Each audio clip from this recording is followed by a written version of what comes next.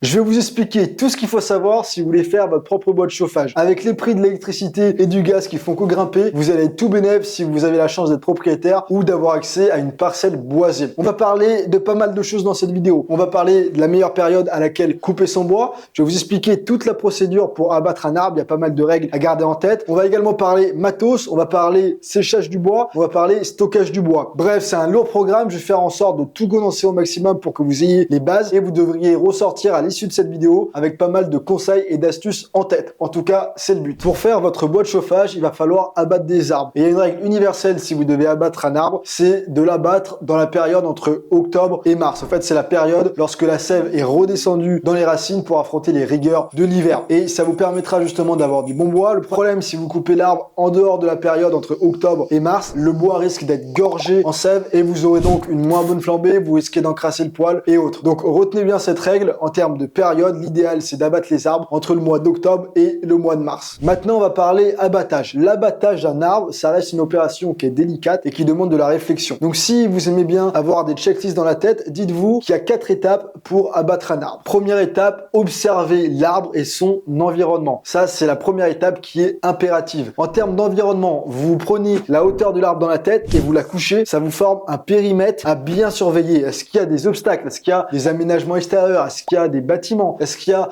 une ligne électrique? Est-ce qu'il y a un chemin, une route? Ou même est-ce qu'il y a d'autres arbres? En visionnant bien l'environnement circulaire autour de l'arbre, ça vous donne déjà une indication où est-ce que vous souhaitez faire tomber l'arbre. Au-delà de l'environnement, c'est également important d'observer l'arbre en lui-même. Déjà, le port de l'arbre. Est-ce qu'il a tendance à aller dans une direction ou d'une autre? Souvent, le branchage, il est peut-être plus intense d'un côté. Et ça, c'est également un facteur à prendre en compte parce que ça va influencer sur la direction de chute de votre arbre. Deuxième point à prendre en compte, c'est la santé de l'arbre. Est-ce que l'arbre, il est en bonne santé ou est-ce qu'il est pourri par les insectes? Si jamais vous sentez que l'arbre est mou et qu'il est fragile, redoublez de vigilance parce que il va pouvoir tomber dans n'importe quelle direction à tout moment de la coupe. Donc voilà, soyez vraiment prudent et observez l'environnement et l'arbre en lui-même avant de décider dans quel sens vous allez le couper. Ok, deuxième étape, vous avez observé l'arbre et son environnement. Maintenant, il faut vous aménager une zone de travail. Avant d'attaquer l'arbre, il faut que vous soyez à l'aise pour bosser. Faites en sorte que tout autour de l'arbre, vous soyez tranquille pour bosser autour et également essayez de faire du propre sur la zone où l'arbre devrait tomber pour que vous soyez à l'aise ensuite pour venir le débiter. Mais aussi très important, faites-vous une zone propre derrière vous qui sera votre zone de repli. Si jamais il y a des branches qui vous gênent ou de la végétation, faites ça propre pour que vous puissiez partir rapidement lorsque l'arbre va tomber. Également, gardez en tête le terrain. Si jamais vous voyez que c'est en pente, anticipez que l'arbre, une fois qu'il sera tombé, il risque de rouler. Voilà, tout ça, c'est des points de vigilance à garder en tête. Troisième étape, l'abattage de l'arbre en lui-même. Pour abattre un arbre, ça se fait en 2 temps. Premier temps, on s'occupe de l'entaille de direction et deuxième temps, on s'occupe du trait d'abattage. L'entaille de direction, comme son nom l'indique, c'est l'entaille qu'on va faire pour donner la direction où l'on veut que l'arbre tombe. Donc, ça se fait assez facilement. D'abord, on fait un premier trait de coupe oblique à environ 45 degrés et d'une profondeur équivalent à un tiers du diamètre de l'arbre. On fait un deuxième trait de coupe horizontal pour venir rejoindre l'extrémité de notre première coupe, ce qui fait qu'on va couper une section de l'arbre, on peut l'enlever et la dégager plus loin pour pas qu'elle nous gêne. Donc notre entaille de direction est terminée. Deuxième temps, on s'occupe du trait d'abattage qu'on appelle également trait de coupe. Pour ça, on va à l'opposé de notre entaille de direction et on va faire un autre trait de coupe horizontal situé à 3 cm au-dessus de la base de notre entaille de direction. Au fur et à mesure qu'on va couper au niveau de notre trait d'abattage, à un moment vous allez voir que l'arbre va commencer à basculer et c'est à ce moment-là qu'il faut arrêter de scier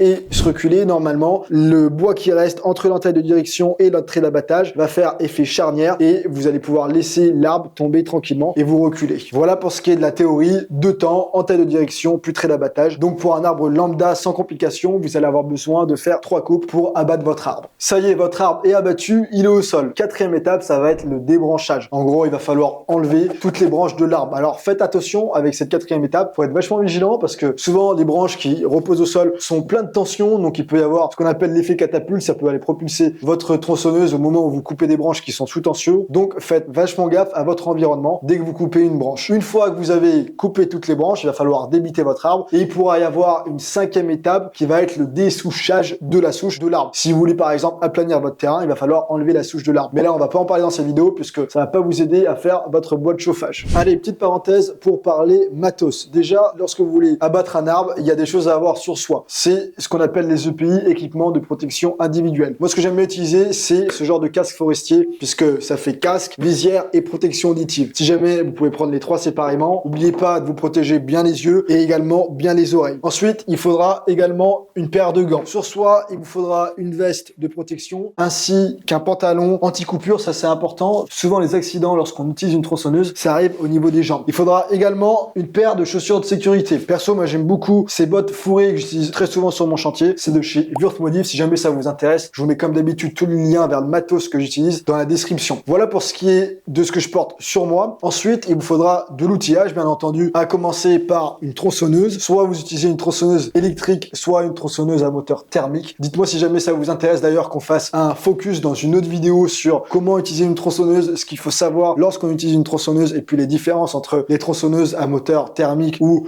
les tronçonneuses électriques. Donc si jamais ce sujet des tronçonneuses vous intéresse, n'hésitez pas à me le dire dans les commentaires. Il y a également d'autres outils ou des accessoires qui vont vous faciliter la vie sur le chantier, comme par exemple des coins d'abattage, une hache pour venir enfoncer les coins d'abattage ou tout simplement pour vous en servir en tant que hache. Vous allez également pouvoir utiliser des crochets de levage pour vous privilégier le dos et éviter de vous baisser à chaque fois pour ramasser des morceaux de bois. Mais voilà, en termes d'indispensables pour abattre un arbre, c'est tout ce qui est équipement de protection individuelle et bien entendu la tronçonneuse. Et juste après, je vous parlerai des accessoires et des outils pour fendre le bois et venir le sécher. Vous allez voir peut-être 2-3 astuces que vous ne connaissez pas encore. Quelques astuces en vrac avant de passer à la suite de la vidéo. Une fois que vous avez abattu votre arbre, que vous l'avez débranché, il restera le tronc d'arbre posé au sol. Il faudra ensuite débuter le tronc d'arbre pour obtenir différentes dimensions de bûches. Pour gagner du temps et de la précision, je vous conseille de vous faire une pige. Donc si par exemple vous voulez des bûches de 33 cm de long, vous prenez un morceau de bois, vous le coupez dans une longueur de 33 cm, prenez ensuite une bombe de chantier ou alors une hache, vous mettez la pige contre l'extrémité du tronc d'arbre, vous faites votre trace, votre marquage, hop, vous décalez la pige et ainsi de suite. Comme ça, vous tracez en une fois l'ensemble du tronc d'arbre et ça vous permettra de gagner du temps et de la précision. Autre astuce également, si vous voulez débiter des sections de branches ou des arbres qui sont pas trop lourds et pas trop gros, je vous invite à utiliser ce qu'on appelle des chevalets de tronçonnage. C'est hyper pratique, ça permet de bosser le dos bien droit. Donc soit vous achetez un chevalet de tronçonnage, perso j'utilise celui de chez Wolfcraft qui va super bien, il est pliable et dépliable, ça permet d'économiser de la place une fois rangé. Ou alors vous pouvez également vous fabriquer votre propre chevalet de tronçonnage. Pour ça vous avez besoin seulement de quelques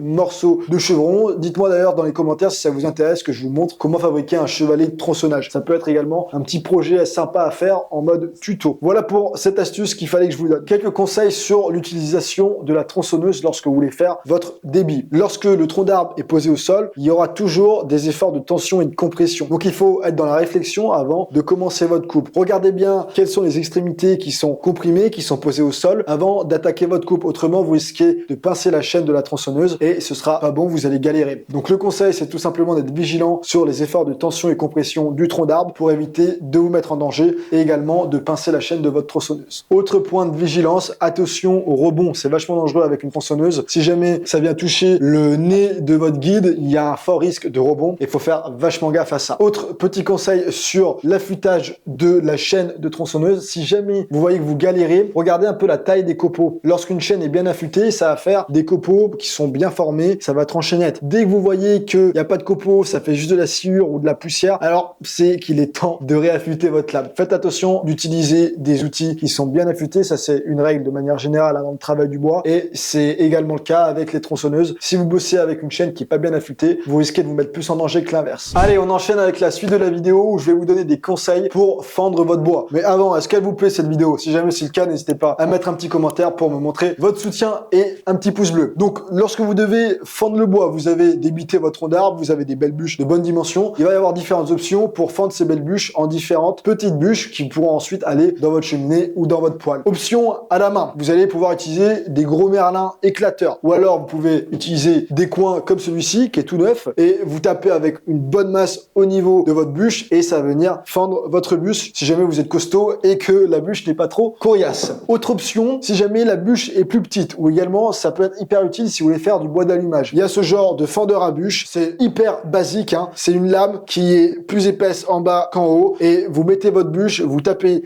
dessus et ça va venir la fendre en deux et vous pouvez faire pas mal de bois d'allumage. Moi j'utilise pas mal ça également lorsque j'ai des chutes de planches de palette. Je les mets dessus, ça me fait des toutes petites sections de bois et pour démarrer un feu, il n'y a rien de mieux. Pareil, ça, si jamais ça vous intéresse, je vous mets le lien dans la description. Et ensuite, la troisième option pour venir fendre du bois, et c'est bien entendu la plus pratique, c'est d'avoir un fendeur à bûche. Il y a plein de modèles de fendeurs à bûche qui existent sur le marché. De mon côté actuellement, j'utilise le fendeur à bûche de chez Shepard, le compact 8 tonnes. C'est vraiment un petit bijou. Ça fait pas longtemps que je l'utilise, mais franchement, c'est royal. Ça peut fendre des bûches allant jusqu'à 1 mètre. Il y a également une petite table amovible pour venir fendre des bûches de plus petite taille. 8 tonnes, on peut faire déjà des belles choses. C'est un modèle qui se branche avec du 230 volts. Il y a également des modèles de 10 tonnes, 12 tonnes qui se branchent en triphasé. Moi, de mon côté, ça me convient amplement. Le modèle de 8 tonnes, je peux déjà faire beaucoup de choses avec ça. Comme vous savez, dans le corps de ferme que j'ai acheté, j'ai un peu plus de 30 000 mètres carrés de terrain et de forêt. Ça va me permettre d'avoir une gestion de ma forêt convenable. Et puis dès que j'ai un arbre qui est mort, je pourrais justement en faire du bois de chauffage. Donc ce fendeur à bûches, il risque d'être beaucoup exploité dans le temps. Ça y est, vous savez tout maintenant, ou presque, sur comment fendre vos bûches. Maintenant, on va parler du séchage. Pourquoi est-ce que c'est important de faire sécher votre bois? Eh bien tout simplement, puisque lorsque vous coupez du bois vert, le bois va contenir encore plus de 50% d'humidité. Ça va mal brûler, ça va produire beaucoup de fumée et ça va très peu produire de chaleur. Donc c'est impératif de laisser sécher votre bois que vous venez de couper au moins 1 an et demi, 2 ans idéalement. On va voir, ça dépend de plusieurs facteurs. Pour qu'un bois soit prêt à être brûlé, on dit qu'un bois de bonne qualité doit avoir moins de 20% d'humidité. Et comment est-ce qu'on fait, vous allez me dire, pour savoir quel est le taux d'humidité dans le bois? Eh bien tout simplement, on va utiliser ce genre de petit outil. On appelle ça, il me semble, humidimètre à vérifier, mais en bref, ça va venir tester le taux d'humidité dans le bois. Il y a 2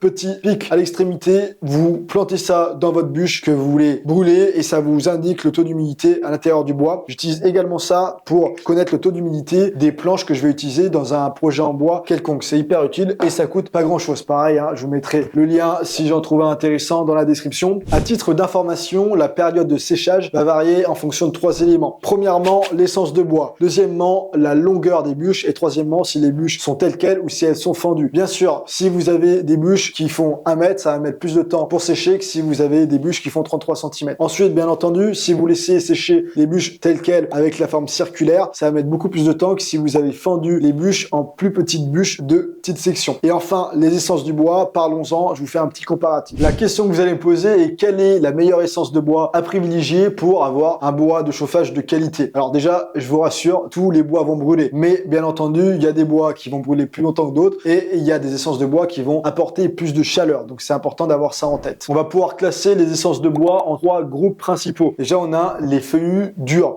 comme par exemple le hêtre, le chêne, le charme. Ensuite, on va avoir les feuillus un peu plus tendres, comme le peuplier, le bouleau. Et ensuite, en 3e groupe, on va avoir tous les résineux, comme l'épicéa, le mélèze, le pin, le sapin. Donc le plus qualitatif en termes de bois de chauffage, c'est les feuillus durs. Ça va dégager une chaleur plus intense et l'essence de bois va brûler plus longtemps. Ensuite, il y a les feuillus un peu moins durs. Et ensuite, pour ce qui est des résineux, c'est pas top, hein. C'est un peu déconseillé de brûler des résineux puisque ça a tendance à encrasser le poil beaucoup plus rapidement que les autres essences de bois. Ok, on arrive à la dernière partie de cette vidéo. Comment stocker son bois de chauffage correctement? Soit vous disposez d'un abri en dur, soit vous mettez les bûches à sécher dehors, que vous pouvez recouvrir par une tôle par exemple pour éviter qu'elles soient trempées. Il y a 2 règles principales à garder en tête. Première règle, c'est qu'il faut impérativement surélever les bûches par rapport au sol, puisque autrement, les bûches vont absorber l'humidité du sol par capillarité. Donc, soit vous utilisez des palettes pour venir surélever les bûches, soit des parpaings, soit d'autres pièces de bois que vous mettez à la perpendiculaire. Bref, vous vous débrouillez. Ensuite, la deuxième règle qui est importante à connaître, c'est qu'il faut qu'il y ait une bonne circulation d'air pour que les bûches soient ventilées. C'est ça également qui va faire sécher le bois, c'est l'effet du vent. Donc, de cette deuxième règle découlent d'autres règles, comme par exemple éviter de mettre une bâche complètement hermétique tout autour des bûches, puisque autrement, il n'y aura pas de circulation d'air, donc le bois ne va pas sécher, ça va être enfermé dans sa propre humidité. Autre règle, c'est de ne pas serrer les bûches les unes contre les autres, puisque autrement, il n'y aura pas assez de circulation d'air entre les bûches, et donc vous n'aurez pas une bonne ventilation. Voici donc les 2 règles qu'il faut retenir: surélever les bûches du sol et favoriser la circulation d'air. Bon, ben voilà, qu'est-ce que vous avez pensé de cette vidéo? J'ai fait en sorte d'être bien condensé et synthétique pour pas rentrer trop dans le détail, mais de vous donner quand même toutes les bases et de vous donner le maximum d'astuces. N'hésitez pas, comme d'habitude, à me dire ce que vous en avez pensé dans les commentaires. Moi, ça me permet de savoir si ce type de contenu vous plaît, ce type de format vous plaît ou non. Si c'est pourri, n'hésitez pas à me dire: Dimitri, elle est nulle ta vidéo,